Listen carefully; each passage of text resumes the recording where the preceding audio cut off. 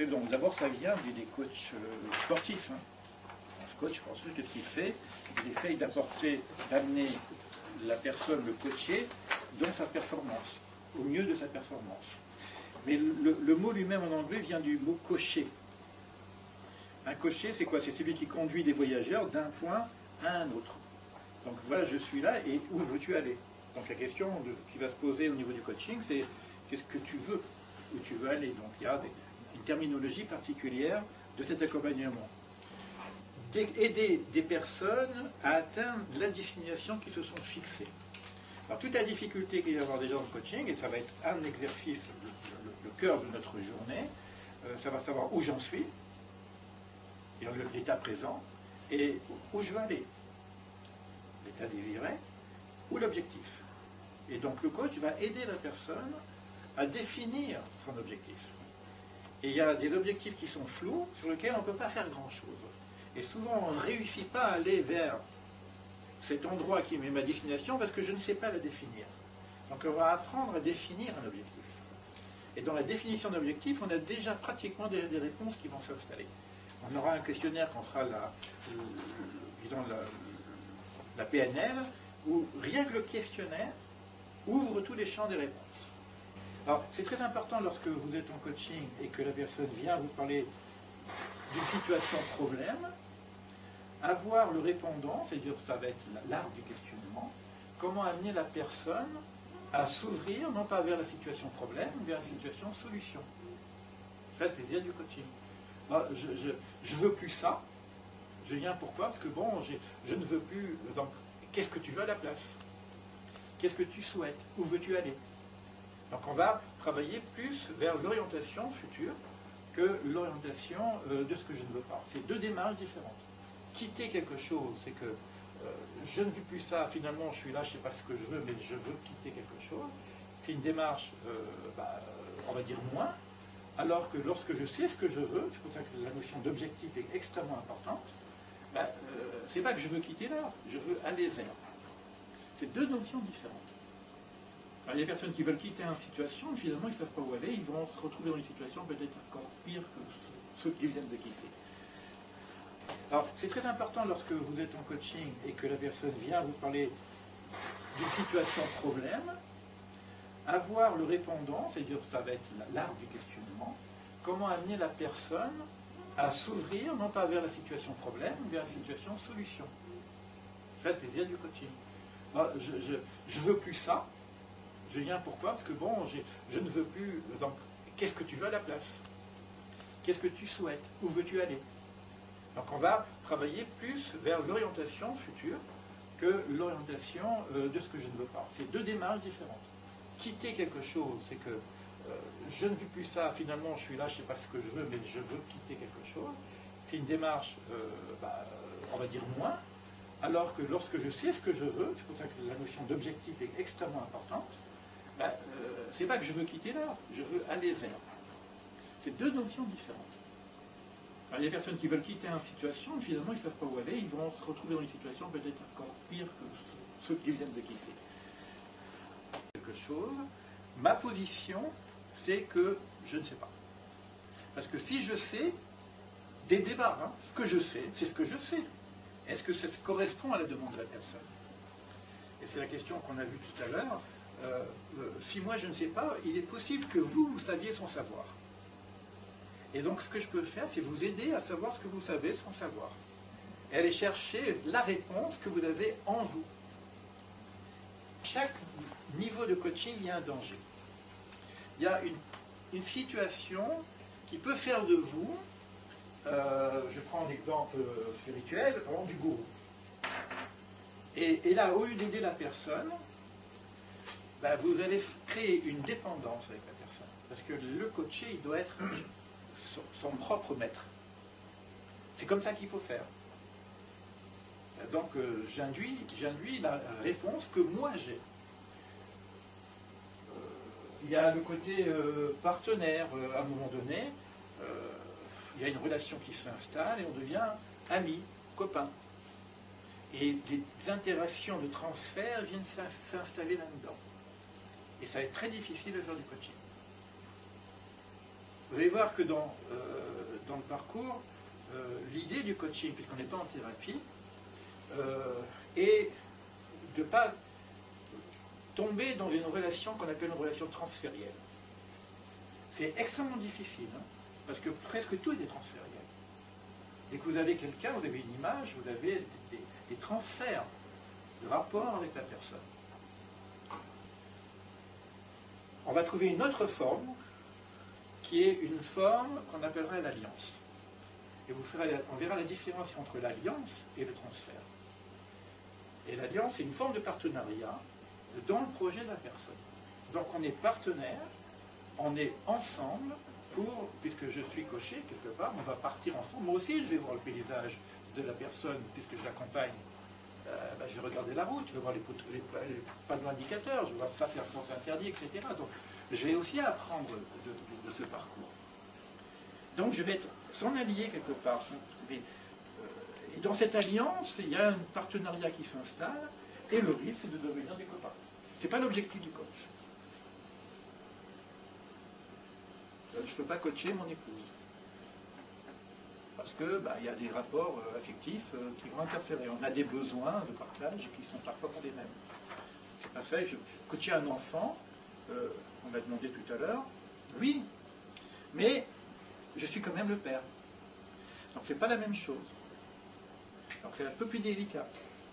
Comment je peux faire pour m'effacer complètement devant la demande de mon fils? Il faut le faire. Il faut accepter de le faire. Il faut savoir comment éduquer son enfant selon sa propre voie. Mais il y a une route commune. Et comme il y a cette route commune, on va essayer de rester quand même ensemble sur le chemin commun, quoi. Donc je ne peux pas être vraiment un coach. Je peux être un père un peu plus intelligent, mais je ne vais pas être son coach. Et je vais envoyer la personne chercher sa propre voie. Moi j'ai eu la chance d'avoir un maître spirituel, mais qui a refusé d'avoir la relation, le disciple.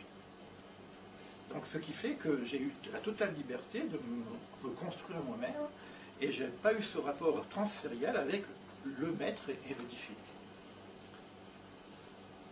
Alors maintenant, dans la dimension du coaching existentiel, tout ça c'est du coaching.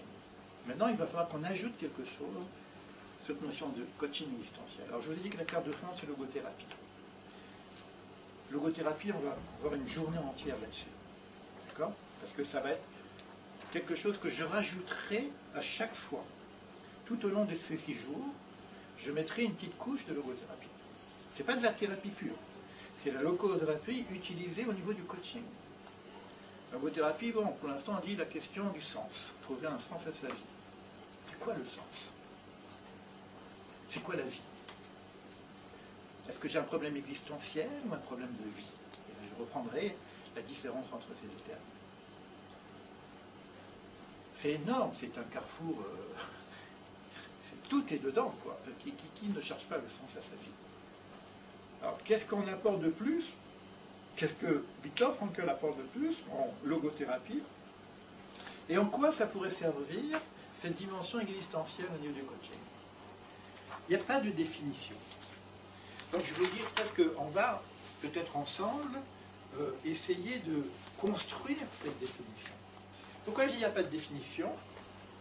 Parce que définir, c'est finir. C'est arrêter. Donc je n'aimerais pas définir ce coaching singulier pour laisser ce champ ouvert, mais en même temps, il faut savoir où on va. Donc il y a des bornes assez larges pour nous donner un espace de travail. Voilà l'espace de travail du coaching existentiel. Ce n'est pas vraiment une définition. Hein, c'est les différentes possibilités qu'il y a. Alors là c'est pareil, j'avais mis quelques petites touches là-dessus. Le coaching touche tous les niveaux de la personne humaine. La connaissance de soi, la connaissance des autres, les rouages de la communication, l'organisation de la pensée, le développement des compétences, tout ça vous l'avez eu dans ma présentation. On le reprendra de toute façon parce que ça va s'améliorer, j'espère en tout cas. Les techniques relationnelles, la créativité, la motivation, la conduite du changement, le développement de la confiance en soi, le respect d'autrui. Qu'est-ce qu'il va y avoir dans le coaching existentiel en plus? pour l'instant, j'ai dit un supplément d'âme. Ce supplément d'âme, qu'est-ce que l'âme, etc. Mais en tout cas, je crois que c'est des termes qu'on connaît.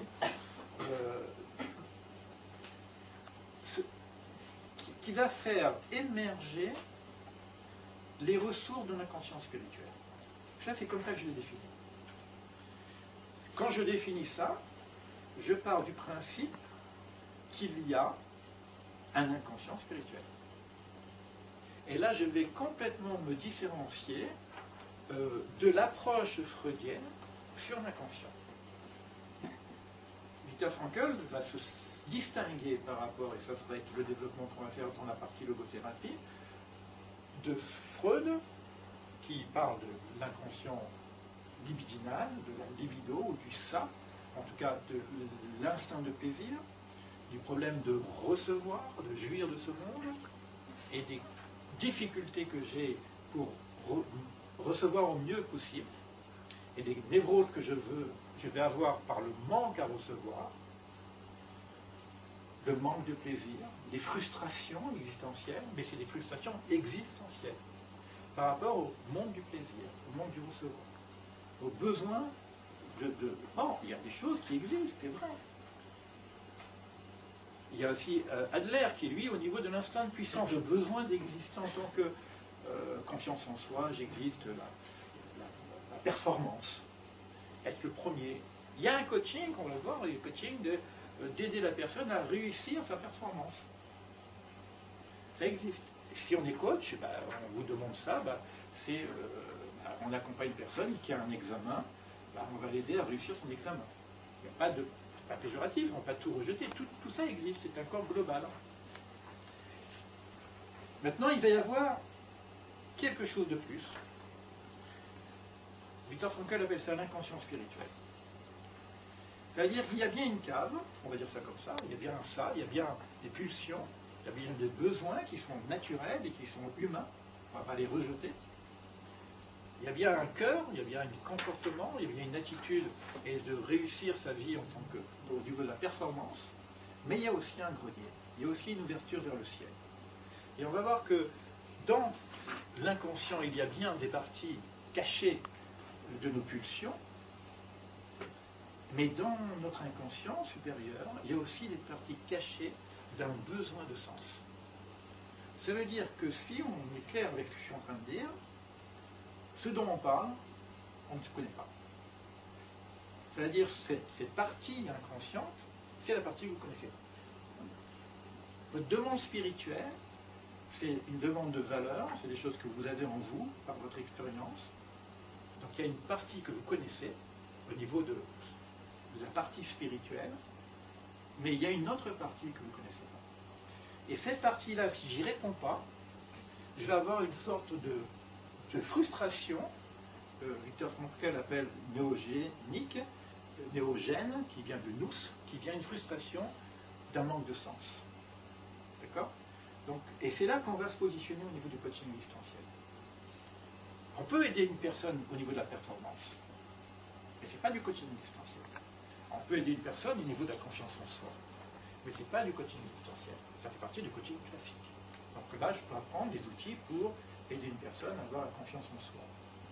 Mais là, je ne suis plus dans soi, je suis dans trans-soi, transpersonnel. Et il va y avoir une différenciation qui est très délicate. Et la question qu'on va poser, c'est comment maintenant accéder à cette inconscient spirituel. En logothérapie, on a des techniques. On a des techniques, puisque c'est un métier. La psychanalyse nous permet d'accéder à un inconscient libidinal par la technique analytique. Viktor Frankl a commencé à parler d'analyse existentielle, donc il y a la même technique analytique, mais au lieu d'analyser les bas-fonds, je vais analyser la vision, les choses qui sont de l'ordre du besoin de sens de la personne, dans sa partie inconsciente, les ressources inconscientes. Ça, en thérapie, on connaît, mais maintenant, je voudrais voir comment je veux positionner en coaching. Qu'est-ce que j'ai comme outil pour pouvoir expliquer à la personne, pas expliquer, aider la personne, accompagner la personne à découvrir ses ressources spirituelles inconscientes. dans sa demande personnelle. Alors là, on parlera, donc dans les modules qu'on aura, on a un module qui va nous permettre de nous entraîner dans des techniques qui sont utilisées pour la thérapie, qu'on va utiliser au niveau du coaching existentiel. Je pense à un coach, le voyage du héros, le rêve éveillé dirigé. Ça nous permet d'avoir un accès à la conscience. Et ça, à un moment donné, il va y avoir un besoin de transmission. Si ce n'est que pour moi, que suis-je? Sinon, je deviens objet de moi-même. Donc, cette pyramide, elle va s'ouvrir vers quelque chose de l'ordre de la transcendance, transpersonnelle. Besoin de transmettre, besoin de donner. Maslow lui-même, il a vu ça à la fin de sa vie. Viktor Frankl, il a rejeté cette pyramide en disant que si je ne réponds pas à cette demande-là, je risque d'avoir une forme d'atrophie sur moi-même. Et on va voir dans les techniques de coaching que va porter Viktor Frankl, une façon de se décentrer de soi-même. Quelqu'un, il vient et dit, bah, je voudrais ça, je voudrais ça, je voudrais ça, je voudrais ça, je voudrais recevoir ça, et je vais qu'est-ce que tu voudrais donner? D'accord? Donc, quelle partie de toi-même tu vas tu vas accepter de lâcher pour réaliser ton objectif, et ça sert à quoi? Donc, ça y est, on va faire monter vers un but ultime, et vous verrez que le but ultime va être cet échange. Un professeur qui fait son métier pour avoir sa fiche de paye à la fin de l'année, c'est pas un professeur. Un formateur qui fait sa formation pour se dire quel est mon chiffre d'affaires, il faut qu'il change de métier. Je ne suis pas dans le coaching encore. Évidemment qu'il faut, c'est pas pour recevoir. Qu'est-ce que je donne en partage? Cette dimension-là, c'est une dimension naturelle pour chacun, c'est le besoin de donner. Et il va y avoir une partie inconsciente. Il va y avoir une partie en nous qui n'est pas totalement satisfaite, qui a encore, et c'est tout ce travail-là qu'on va faire entre la réalisation de soi et après le démantèlement de moi pour rester dans cette ouverture qui va monter vers l'inconscience spirituelle. Tout en sachant que j'ai besoin d'exister aussi pour vivre. Donc il faudra les deux. Il faudra les deux. La réalisation de soi, on ne peut pas s'en passer, parce que comment je peux prétendre donner si je n'ai pas reçu? Donc il faut bien travailler sur soi pour se dépasser soi-même. Et là, on est déjà dans le coaching existentiel. Il y a peu de demandes là-dessus. Parce que dès qu'il y a une demande, c'est une demande. C'est recevoir quelque chose, c'est apprendre quelque chose. C'est rare que quelqu'un vienne vous dire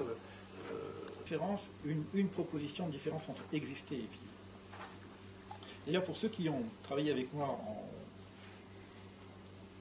sur l'aspect biblique, rappelez-vous que pour que le monde soit, il a fallu que celui qui prend toute la place se retire. Créer un espace. Exister, c'est avoir un espace. D'accord? Et l'espace que j'ai ne peut pas être partagé. Là, pour l'instant, j'existe dans ma chaise, et cette chaise, c'est moi qui la porte. Si je dois céder mon espace, ben, je prends ma chaise et je la donne à quelqu'un d'autre. Exister, ça veut dire prendre un espace. Une pensée, c'est aussi un espace. Une exigence, c'est aussi un espace. Tout à l'heure, toutes les questions qu'a posées Patrick, c'est une notion d'existence, c'est-à-dire qu'il a des contraintes, il a en tout cas un objectif, et qu'il veut maîtriser, c'est d'abord donc garder son espace de management, c'est lui le manager. Donc c'est vraiment prendre l'espace. La vie, c'est autre chose. La vie, c'est la fonction. Et parfois, il y a un conflit entre les deux. Par exemple, si je suis seul, je fais ce que je veux de mon espace. J'ai personne, je ne dérange personne. Je suis indépendant, je fais ce que je veux de mon espace. Là, maintenant que je suis ici, assis en face de vous, je ne peux pas faire ce que je veux de mon espace. Je dois prendre en compte que j'ai une fonction de formateur et de répondre à un partage, à donner quelque chose. Sinon, je me suis dit, bon, maintenant que vous avez payé, je fais ce que je veux.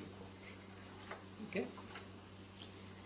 Mais l'idée maintenant de pouvoir partager mon espace avec vous, eh ben, va faire que je commence à vivre. Ce geste que j'ai fait avec cette dame tout à l'heure m'a donné de la vie, parce que j'ai été dans l'acte du donner.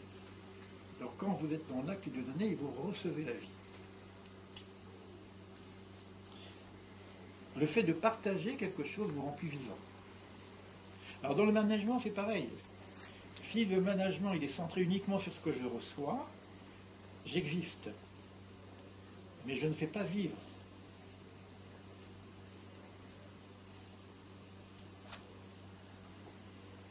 Le fait d'utiliser cet espace pour vous parler, pour partager avec vous, fait que ma vie elle est meilleure. Parce que je grandis avec ça. Et en même temps, ça donne du sens à ma vie. Pas simplement à mon existence. Vous comprenez, voir la différence entre le besoin de recevoir, le besoin d'avoir un espace, de trouver sa place, et le besoin de partager, de donner. C'est pareil pour vous. Vous venez ici dans un espace pour recevoir une formation. Là, on est un petit peu dans la méthode de Schultz. Hein, on nous en parlera peut-être une fois, mais il y a quelque chose qui doit se faire entre nous. Si chacun reste dans son espace pour recevoir ce qu'il veut recevoir et qu'il ne tient pas compte que nous sommes en partage, il va être frustré de voir qu'il y en a d'autres qui prennent la place de ce qu'il veut recevoir. Parce que le temps, il est partagé. Donc il y a une frustration au niveau de mon espace temps à recevoir. Si je m'ouvre à l'espace, c'est-à-dire je sais qu'il y a un partage à faire, à ce moment-là, ce que l'autre va recevoir va me donner aussi de la vie. Un coach, il accompagne quelqu'un, pas simplement au niveau de son existence, mais aussi de grandir sa vie. Et en même temps, il agrandit sa vie. Lorsque deux personnes sont mariées, elles vivent dans le même espace. Et donc, il va y avoir des histoires. Parce que, comme des enfants, parce que chacun a besoin de son espace et chacun a des besoins individuels. C'est normal. C'est partie des histoires. Mais je dois dépasser ça, et pour dépasser ça, je dois tenir compte du besoin de l'espace de l'autre. C'est-à-dire, je dois aussi accepter de réduire mon espace pour que l'autre ait une place. Et c'est le problème de management aussi, Patrick. Il a une exigence qualité qui fait que s'il ne maîtrise pas, eh ben, il se fait manger, mais en même temps, il sait que l'autre a besoin de son espace. Donc, quelque part, comment je réduis mon espace, tout en gardant la mienne, donc c'est tout l'enjeu du partage. C'est-à-dire, je dois avoir un espace à vivre, en même temps, je dois le partager. C'est clair pour tout le monde, cette notion entre vivre et... Alors, il y a des gens, qu'est-ce qu'ils font? Ils vont vivre ensemble à des moments précis. Mais ils ne vont pas se marier, ou alors ils sont mariés, mais ils vivent dans des chambres séparées. Comme ça, chacun a son espace, et on se retrouve de temps en temps pour partager quelque chose. Et il y a des gens qui sont en fusion, en symbiose, et puis ils vivent ensemble dans le même espace.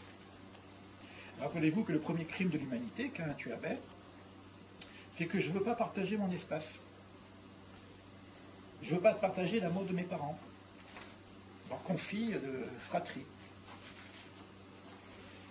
Dans les entreprises, c'est ce qui se passe. Le conflit, il est par rapport à ma place. Tu prends ma place. Où est ma place? Je prends ma place. Donc, l'idée, c'est de partager l'espace. Au niveau spirituel, c'est pareil. Si mon être, mon besoin personnel est trop grand, mon moi a pris une certaine place, il n'y a plus de place à l'autre, ni à l'autre avec un grand 1, ni à l'autre avec en spiritualité. Il n'y a pas de place. Mon moi prend toute la place. Même si je veux découvrir quelque chose de plus profond en moi, il faut que mon moi se réduise. Donc il y a une dissociation vis-à-vis du moi. On le verra en logothérapie pure. Hein, c'est une défocalisation de soi. C'est une approche de Viktor Frankl. La question du sens de la vie, elle va prendre un autre sens. C'est pas qu'est-ce que la vie me donne, mais qu'est-ce que je donne à la vie.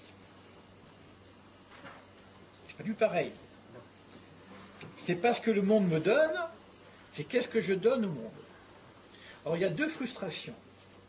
Il y a une frustration du type manque. Une frustration du manque à recevoir. Je suis mal parce que je ne reçois pas suffisamment. Je suis mal parce que je ne suis pas reconnu. Je suis mal parce que je n'arrive pas à acquérir, à voir ou à faire ce que j'ai envie de faire pour ma propre réalisation. Donc on est dans une forme de, on a parlé de névrose, en tout cas d'insatisfaction et de problèmes existentiels dans le sens que j'ai besoin d'avoir une place dans ce monde pour en jouir au mieux possible. Mais l'homme n'est pas seul. L'homme ne peut pas être heureux seul. Ça n'existe pas. Ça existe, mais bon, il y a à un moment donné un besoin d'exprimer, de partager. Donc il y a une autre forme, et là on le verra encore en logothérapie, avec Viktor Frankl, d'insatisfaction qu'on appelle un vide existentiel, mais dans le sens de manque à donner. À quoi je peux servir dans ce monde? Pas comment je peux me servir du monde. J'ai envie d'être utile. J'ai envie d'apporter ma touche. Et dans une entreprise, c'est pareil. On peut avoir envie de réussir pour soi, mais en même temps, la satisfaction va faire que non seulement j'ai réussi pour moi, mais ceux qui travaillent avec moi réussissent aussi. Dans la demande de Patrick, c'est comment je fais pour que les autres aussi puissent avoir leur compte. Évidemment, je veux que mon entreprise réussisse, que je veux gagner ma vie. Mais elle est gagnée, la vie, déjà. On n'a pas besoin de la gagner, on nous l'a donnée gratuitement. C'est papa, maman, et puis le bon Dieu qui nous a fait que tout ça existe. D'accord? L'espace, maintenant, aller plus loin dans le sens existentiel, ça demande un petit peu de détachement de mes propres objectifs. En termes de but, je parle d'un objectif qui est personnel, j'atteins des buts qui est global, et finalement j'arrive à une finalité qui est universelle. Et chacun d'entre nous va avoir à un moment donné une finalité dans l'orientation de sa vie. Pas simplement d'exister, mais aussi que faire que son espace est vivant.